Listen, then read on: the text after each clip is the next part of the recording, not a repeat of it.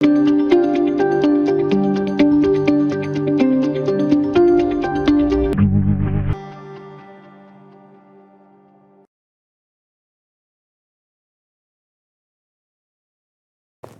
on Global TV News Prime, federal government urges professional bodies to focus on meaningful development for members and institutions. In business, federal government pushes blue economy expansion at Africa Forward Summit. On the foreign scene, United Nations Secretary General Antonio Guterres calls for United Nations reform. And in sports, National Sports Commission to host National Intermediate Games. Hello and welcome to all our viewers in Nigeria and around the world to News Prime on Global Television, coming to you live from the nation's capital, Abuja. I'm Lee Agumofwegbe, reminding our viewers that we are on DSTV channel 365 and on Star Times channel 276. Tonight, we begin by telling you the Minister of the Federal Capital Territory, Nyesom Wike, has challenged professional bodies in the country to shift focus from constant criticism of government to attract a meaningful development for their members and institutions. The minister gave the charge while hosting delegates of the body of benches led by its chairman, Albert Akpomuje SAN, at his official residence in Life Camp, Abuja. Samuel Odi has details. The Minister of the Federal Capital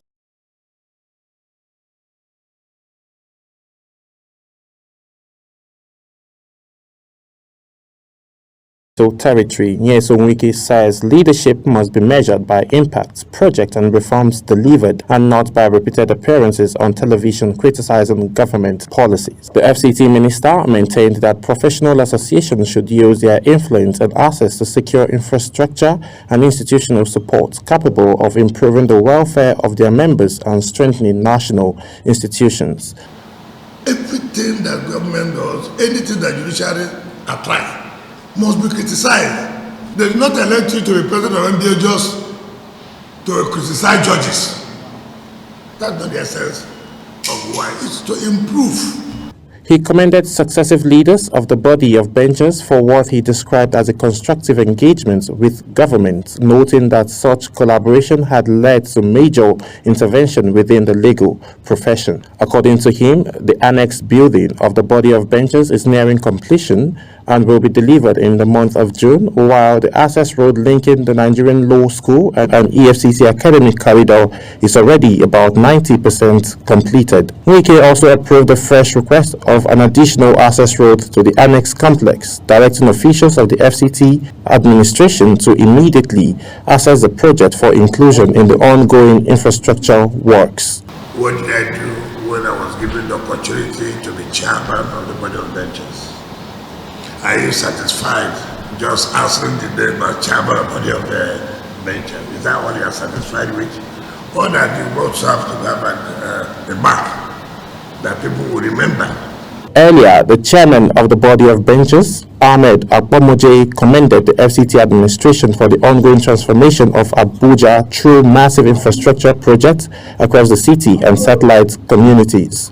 Akpomuje particularly praised the completion of the body of benches annex building, the ongoing fire service station project, and the construction of access roads within the legal complex, describing them as clear evidence of responsive governance. On behalf of the body of benches, I wish to express our profound appreciation to Your Excellency for granting us the privilege of this courtesy visit today. The body of benches named the body with the highest distinction in the legal profession in Nigeria, remains the foremost institution in the legal profession in Nigeria. With fresh commitments to the infrastructure and institutional support, the meeting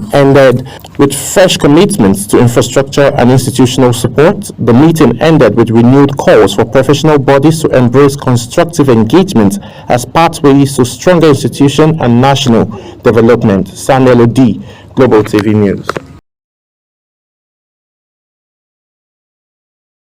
Well, thank you, Samuel. The federal government has announced the removal of the Unified Tertiary Matriculation Examination (UTME) requirements for candidates seeking admission into Nigeria's Certificate in Education (NCE) programs in colleges of education. This was disclosed by Minister of Education, Dr. Tunji Alausa, during the 2026 JAMB policy meeting in Abuja. The persons with disabilities in Nigeria have been urged to move beyond participation as voters and begin actively contesting for political offices across the country. The call was made by the convener of Able to Run Electability Campaign, Dr. J. Gepele, at the launch of the campaign held in Abuja. The convener, who is also the Chief Executive Officer of TAF Africa, stated that the campaign is aimed at promoting political inclusion and leadership opportunities for persons with disabilities. Mukhtar Kassim has details. TAF Africa says the Able to Run campaign is designed to encourage more persons with disabilities to participate directly in governance and decision-making process in Nigeria. The organization says despite existing laws and policies promoting inclusion, many persons with disabilities still face barriers in accessing political opportunities and leadership positions. Chief Executive Officer of TAF Africa, Dr. Jake Epele, says persons with disabilities are demanding genuine inclusion, equity, and a stronger voice in Nigeria's political space. First of all, the community of persons with disability have come of age. We started in the electoral process by voting. Now we want to be voted for. I don't want to preempt the political parties, whoever they would put forward, either by consensus or by primaries. We want to believe that persons with disability will be part of it. But if it's not, I know that many of them can still do a last-minute adjustment. Please adjust so that persons with disability will be one of your candidates. To actively pursue leadership roles in Nigeria, participants at the event also stressed the importance of stronger representation for persons with disabilities in politics, saying inclusion must go beyond symbolic recognition. They called on political parties and government institutions to create more opportunities for qualified persons with disabilities to contest and hold political offices. Yes, like in 2023, when I contested, it encouraged more PWD to even come out in this 2027 to contest in different political parties.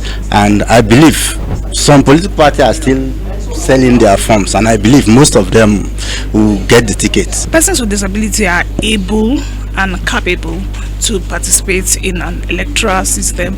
So it is not a thing of pity, it's a thing of being able. They are intellectually capable to contest, run for election. A program like this is like a wake-up call for government, for political parties, and for us also, persons with disabilities, to be able to know what we need to do in times like this.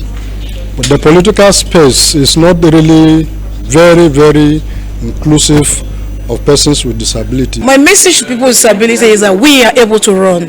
There is ability in every of our disability. It's not in your disability, it's in your capacity. And we have men and women who are able to lead, to run, and to direct in this nation. The Inter-Party Advisory Council, IPAC, also expressed support for greater political inclusion of persons with disabilities, noting that democratic participation should extend beyond voting to occupying elective positions. Mukhtar Kassim, Global TV News.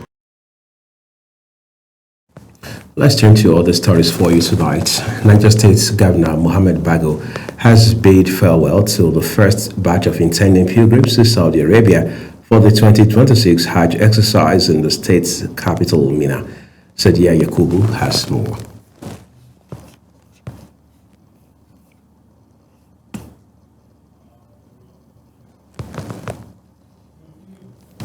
We'll bring you that report later. In the meantime, the National Hajj Commission of Nigeria has secured official approval and operational licenses from the Kingdom of Saudi Arabia's Ministry of Health for its clinics and medical outposts established to serve Nigerian pilgrims during the 2026 Hajj exercise. The licenses received authorize the Commission's medical teams to commence healthcare services for pilgrims in the Kingdom. The Commission disclosed this in a statement released, noting that the facilities were strategically established to provide primary healthcare services including medical consultations, first aid, and treatment of minor ailments for Nigerian pilgrims. The Federal Capital Territory Chief Magistrate Court has arraigned former national chairman of the Social Democratic Party, Shehu Gabam, over alleged misappropriation, breach of trust, and forgery involving party funds. Political correspondent Ubong Usoro now reports.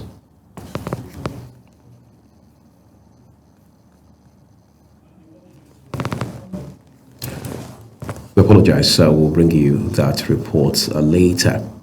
Zamfara State Government has approved an upward review of pension for state and local government retirees, saying the move is aimed at improving the welfare of senior citizens amid rising living costs. The approval was disclosed in a statement signed by the Commissioner for Information and Culture, Mahmoud Dantawasa. The statement revealed that the decision followed recommendations submitted after a comprehensive review conducted by a special committee and the Office of the Accountant General, which assessed the condition of pensioners, particularly those in the lower income bracket. The Independent National Electoral Commission, INEC, has disclosed that the by-election for Zuru constituency would be conducted on 20th June 2026. Kebbi State Resident Electoral Commissioner Abubakar Dambo said the development followed Kebbi State House of Assembly's request to conduct the election, which is communicated to INEC National Headquarters and scheduled for June. A briefing newsman after a stakeholders meeting, Dambo said the by-election is to fill the vacuum created by the recent death of the member representing the constituency, Mohammed Usman Zuru, in Cairo following a protracted illness.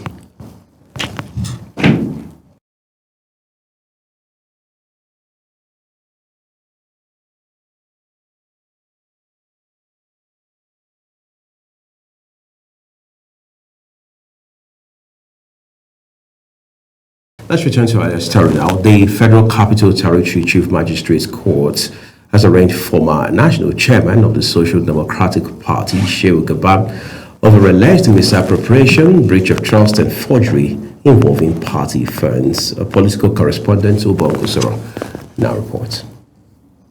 Gabam was dogged before Chief Magistrate Amochu Onyedium, alongside the party's former national youth leader, Chukwuma Ugochukwu, in suit number DCC 10/2026. The criminal complaint was instituted by the current SDP national chairman, Sadiq Gombe, under relevant provisions of the Administration of Criminal Justice Act 2015. At the hearing, Gabam pleaded not guilty to the allegations leveled against him before the court. The court subsequently admitted the former SDP chairman to bail in the sum of 3 million naira, with two sureties who must possess landed property in Abuja. While addressing the press, Sadiq Gombe, SDP chairman, expressed happiness and confidence with the court's decision. The time under review 2022-2023. So we wrote INEC to say this is what has happened. INEC, this is what is in our audio report, this is what the chairman submitted, and this is what is in our bank account. We submitted our bank statement to INEC and asked INEC to prosecute the expelled national chairman. INEC Gombe described the court's action as part of efforts to restore accountability and discipline within the opposition party, saying the leadership resorted to legal action after petitions submitted to relevant agency yielded no response. Throughout this time, they continue to drag us back. So at the end of the day, we felt out that we have to take the matter to the court of competent jurisdiction to try him so that the money will be returned to the party. The internal crisis within the SDP deepened in October 2025 after Gabam, Ugochukwu, and the party's national auditor, Clarkson Nnadi, were expelled over allegations of misconduct and financial impropriety. Following the allegations, the party constituted an independent disciplinary committee to investigate the matter and submit recommendations to the leadership. Ubong Usoro, Global TV News. Earlier, we told you Niger State Governor Mohamed Bago has bid farewell to the first batch of intending pilgrims to Saudi Arabia for the 2026 Hajj exercise in the state's capital, Mina.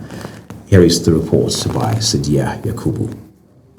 The governor addressed the 345 intending pilgrims, comprising 227 males and 118 females, drawn from Chanchaga and Bargu local government areas of the state, calling on them to be good ambassadors of the state throughout their pilgrimage. The governor also advised them not to receive any item from strangers, to keep and to ensure they protect their belongings. He enjoined them to always drink water to hydrate their bodies. He tasked them to pray for themselves, for the peace in Nigeria, Niger State, and for their families while in the Holy Land, and wish them a safe trip and successful Hajj exercise. Wish them safe journey to the Holy Land.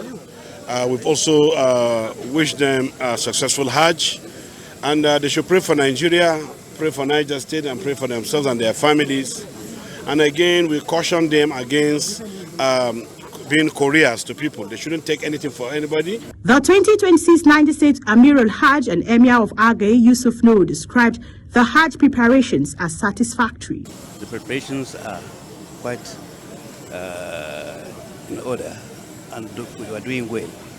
We pray Allah subhanahu wa ta'ala to take the pilgrims, all of us, to the Holy Land, perform the Hajj, and come back safely. He enjoined the intending pilgrims to obey the laws of Saudi Arabia throughout their stay in the Holy Land. Some of the intending pilgrims in an interview commended the Hajj officials for wonderful preparations and promised to pray to Allah for an end to insecurity in Nigeria and parts of Niger State. Feel comfortable and gracious to Almighty Allah that make me include in this flight. So Alhamdulillah with that. Inshallah, by grace of God, I will try my possible best to pray for the nation, the Nigeria country, inshallah ta'ala, for the peace, security, insecurity that we are facing, and inshallah with the progress. I'm happy to be here because I'm going to visit Manza Allah sallallahu alayhi wa sallam. I'm happy to be here. So I'm wishing all the people inside this plane fine. So may Allah help us to go and perform all our prayers very well. We try a lot, especially Chanchaga local government. Niger State is said to have a total of 2,281 intending pilgrims for the 2026 Hajj exercise, and they are to be airlifted in 6 DMM flights scheduled to end on Sunday. Sadia Yakubu, Global TV News. Thank you, Sadia. A governor of Imo State and chairman of the Progressive Governors Forum, Hope Uzodimma, has urged foreign governments, investors, and development partners to deepen engagement with Nigeria. He said the economic reforms of President Bola Tinubu have stabilized the economy, opening new investment opportunities in the country. The governor spoke during an interactive session between the Progressive Governors Forum and members of the diplomatic corps accredited to Nigeria in Abuja. Former Kano State Governor Rabiu Kwankwaso says he and some leadership in the North did an assessment of potential allies before settling on Peter Obi as the most capable partner to prosecute the 2027 presidential campaign. He dismissed concerns about the hidden power struggle between his camp and Obi's. Kwankwaso made the disclosure in an interview where he offered one of his most detailed accounts yet of how the North-Southeast political alliance within the NDC was formed. Plateau State Governor Caleb Mufwang has pronounced a blanket ban on night mining, night grazing, as well as underage grazing across the state, effective immediately. The governor made the pronouncement when he paid a sympathy visit to communities in Barkinlandi and Bassa local government areas of the state where suspected bandits had been staging attacks in the past 2 weeks, claiming several lives and leaving many families devastated. Mufwang, who was accompanied by Minister of Humanitarian Affairs and Poverty Reduction, Bernard Doro, top government officials and other stakeholders, expressed his condolences to the bereaved families and reaffirmed his administration's commitment to protecting lives and property across the plateau. The Nigerian Air Force has released footage of airstrikes carried out in Kusasu, Shiroro local government area of Niger State, showing suspected bandits attempting to cross a river with a canoe, seen arriving at the gathering point. The incident followed an air operation in a settlement near Kusasu, where an unspecified number of civilians have reportedly been killed in the strike. Eyewitnesses estimating that at least 12 people lost their lives in a single residence. The acting chairman of the National Union of Road Transport Workers, NURTW, in Osun State, Kazeem Oyewale, says he has concluded plans to sue Governor Ademola Adeleke and Commissioner for Information, Kolakbo Alimi, over alleged murder of his younger brother. Oyewale said he is also suing the state government because he was accused of masterminding the destruction of Accord Party's billboards across the state. The acting chairman, a chieftain of the All Progressives Congress APC, claims the actions of the governor were escalating political tension ahead of the 2026 governorship election. This is Global Television, and tonight you are watching the broadcast of News Prime. The rest of the news continues after this break for weather forecast, plus business, foreign, and sports stories for you. Please do not go away. Hello and thank you for joining us on the weather forecast. Wednesday is expected to start off with morning thunderstorms in the coastal cities of Akwa Ibom and Cross River State. Our weather indices suggest possibilities of morning thunderstorms in the Federal Capital Territory, Kogi, Kwara, Oyo, and Ogun states. As the day progresses, rain-bearing clouds will develop to the southern region of the country, extending to affect the north-central as well as parts of Taraba, Adamawa, Borno, and Kebbi states. Temperatures are still quite high in the north, so we advise you remain well hydrated, wear light breathable clothing, and avoid prolonged exposure to sunlight. I am Theodora Itzum. Thank you for watching.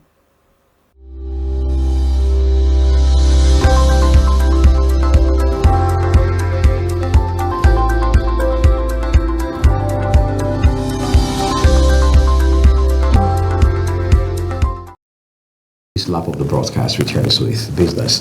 The Minister of Marine and Blue Economy, Adegboyega Oyetola, has presented Nigeria's blue economy agenda at the African Forward Summit in Nairobi, Kenya, where he participated in a high-level panel discussion on the blue economy. Special advisor to the Minister on Media, Dr. Bolaji Akinola, made this known in a statement in Lagos State.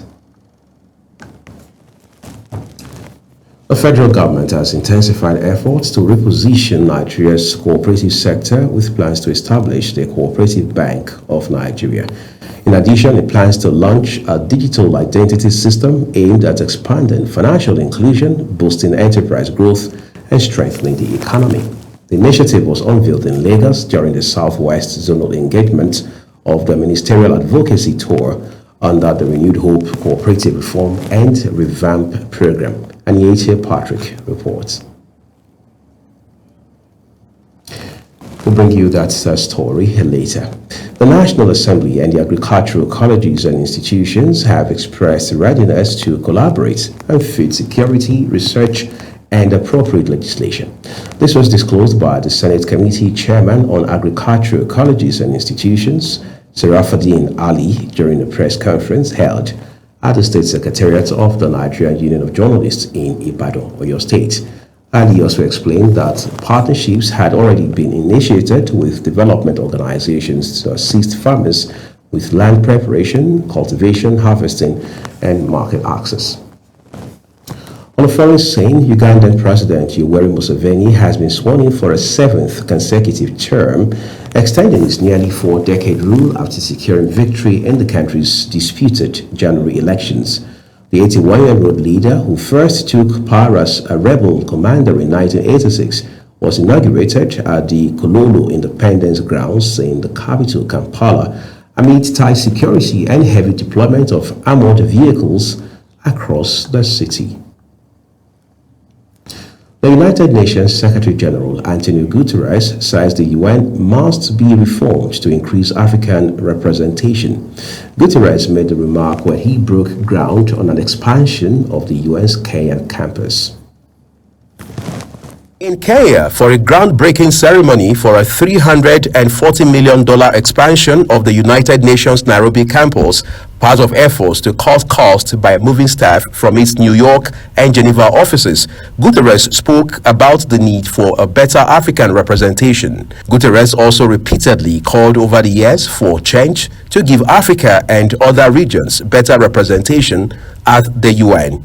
This request has, however, made little progress since it requires the 5 permanent Security Council members, Britain, China, France, Russia, and the United States, to agree to play down their own power. It means reforming the institutions of global governance, so African countries have the representation, the voice, and the decision-making power they deserve, including in the Security Council and the international financial institutions. And it means easing debt burdens, lowering the cost of capital, and mobilizing far greater investment and market access in support of Africa's sustainable development. On his part, Kenya President William Ruto is leading a vigorous campaign for comprehensive United Nations reforms centering on the immediate inclusion of African nations as permanent members of the UN Security Council. For Dr. Ruto, reforms at the UN have been his pet projects, calling for changes at the United Nations Security Council, the world's most powerful peace and security organ, to reflect what he says are current geopolitical realities. President Ruto also called for a comprehensive reform of the international financial architecture to make it fair, transparent, and responsive to the needs of developing nations and their people. Let's turn to sports quickly. The National Sports Commission, NSC, says preparations are in top gear for the maiden edition of the National Intermediate Games aimed at discovering and developing young sporting talents across Nigeria. At the inaugural meeting of the main organizing committee in Abuja, officials described the competition as a major bridge between the National Youth Games and the elite professional sports. Let's take a look at some of our big stories as we bring News Prime to a close tonight. The Minister of the Federal Capital Territory, Nyesom Wike, has challenged professional bodies in the country to shift focus from constant criticism of government to attracting meaningful development for their members and institutions. In business, the Minister of Marine and Blue Economy, Adegboyega Oyetola, has presented Nigeria's Blue Economy agenda at the African Forward Summit in Nairobi, Kenya, where he participated in a high-level panel discussion on the blue economy. On the foreign scene, United Nations Secretary General Antonio Guterres says the UN must be reformed to increase African representation. And finally, in sports, we told you the National Sports Commission says preparations are in top gear for the maiden edition of the National Intermediate Games aimed at discovering and developing young sporting talents across Nigeria. And that's our news for you tonight. Thank you for watching. And just to remind you that we're on DSTV, channel 365 and Star Times, channel 276. On behalf of my colleagues who have made this news broadcast possible, I am Uyi Agmofebe. Have a good night.